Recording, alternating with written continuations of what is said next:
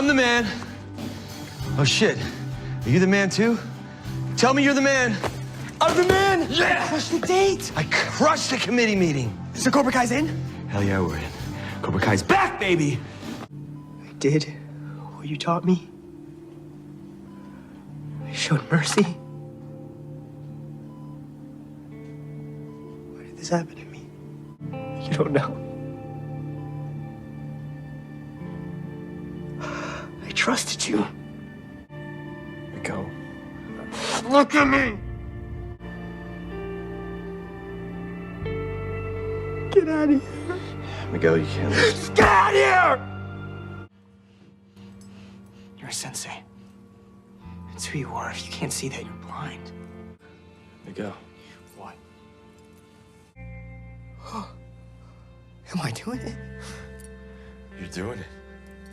Holy shit. You're doing it! We all get shit wrong sometimes. Some of us get it wrong a lot. But if you own up to your mistakes, you always have a shot at making things right. You don't have to have it all figured out. Just be honest with her. See where it goes from there. I made a rather lighthearted video last week comparing Cobra Kai to Nickelback, and while I stand by that comparison 100%, as both are guilty pleasures of mine, I wanted to take a more critical look at what I think is the true heart and soul of the show, and that is Johnny motherfucking Lawrence. Season 1 really started as a show meant to highlight Johnny as a character, and even as more individuals get added to the mix with additional seasons, Johnny still remains as the best Cobra Kai has to offer. Season 1 began with a really simple premise: what if the blonde bully from the first Karate Kid grew up to be a burnout and total loser, and then became a high school kid's unlikely Mr. Miyagi figure? And this works so well for Johnny's character arc this season, because reopening Cobra Kai allows him to take all of his pent-up aggression for how his life turned out, and channel it into teaching his students the way of the fist, and how to strike first, strike hard, and show no mercy. But ultimately, as Miguel is about to win the All Valley by showing no mercy and fighting dirty, Johnny realizes that he's made a mistake. He's leading Miguel down the same path Kreese led him down, and while it will create Miguel into a strong individual, it will also make him an asshole. And I think this realization was so key for Johnny's character, because it shows us that he isn't just another Kreese, and is capable of change and seeing the error of his ways. He truly wants Miguel to be better than himself. And by the time of Season 2, Johnny begins to teach his students to show mercy, which has giant ramifications for Miguel.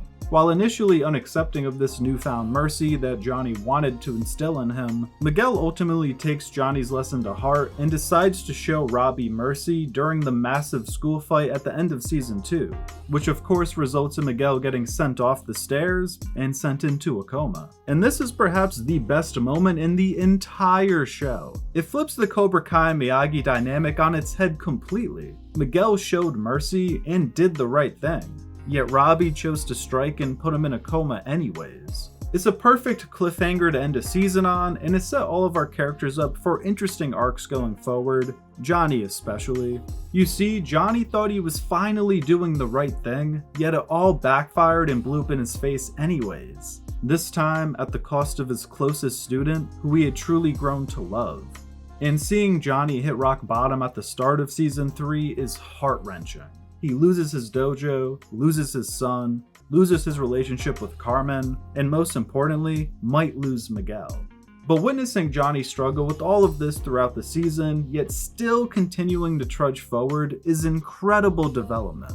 He continues to just suffer and lose in life, but he never quits, and that's what makes him such a great character. And the worst thing about his pain and suffering is that he was finally walking the right path. He was teaching his students to have mercy, and yet this still happened.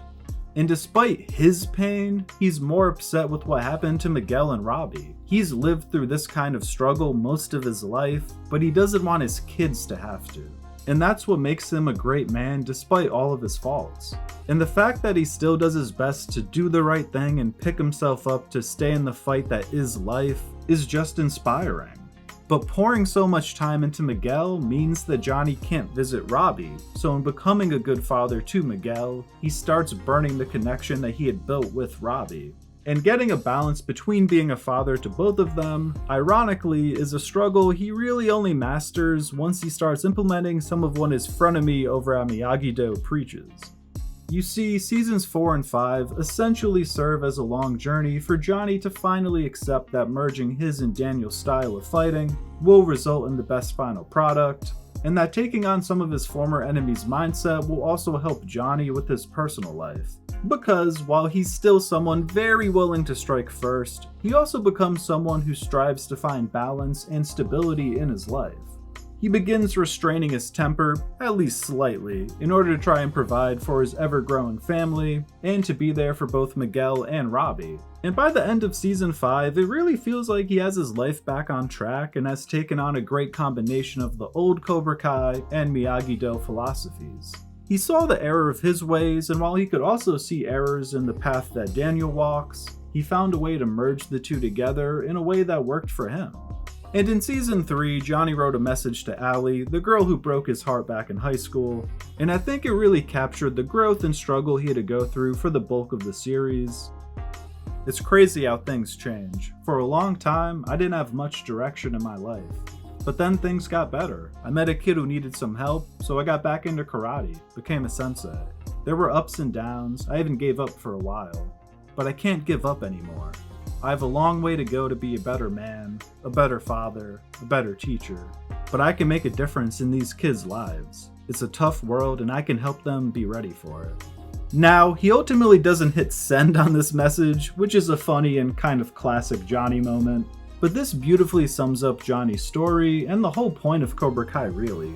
The karate is and has always been an analogy for life, if you ask me. Now, you may have realized that I stopped at season 5 when it comes to discussing Johnny's story, and while I think it's no secret that season 6 part 1 was pretty mediocre, I just feel like Johnny had a very complete character arc going into season 6, as did many of the other characters. It really feels like we reverted Johnny backwards as a character just to create cheap drama so that the series could continue. Now, I hope the rest of season 6 corrects this, but even if it doesn't, we'll always have this incredible journey from season 1 to the end of season 5 to go back to. Well, if you made it this far, thank you for watching, and if you enjoyed this breakdown of Johnny motherfucking Lawrence, please feel free to drop a like or subscribe. And if you agree, disagree, or just have strong thoughts on anything I said, as always, I'd love to hear you in the comments. Until next time, peace.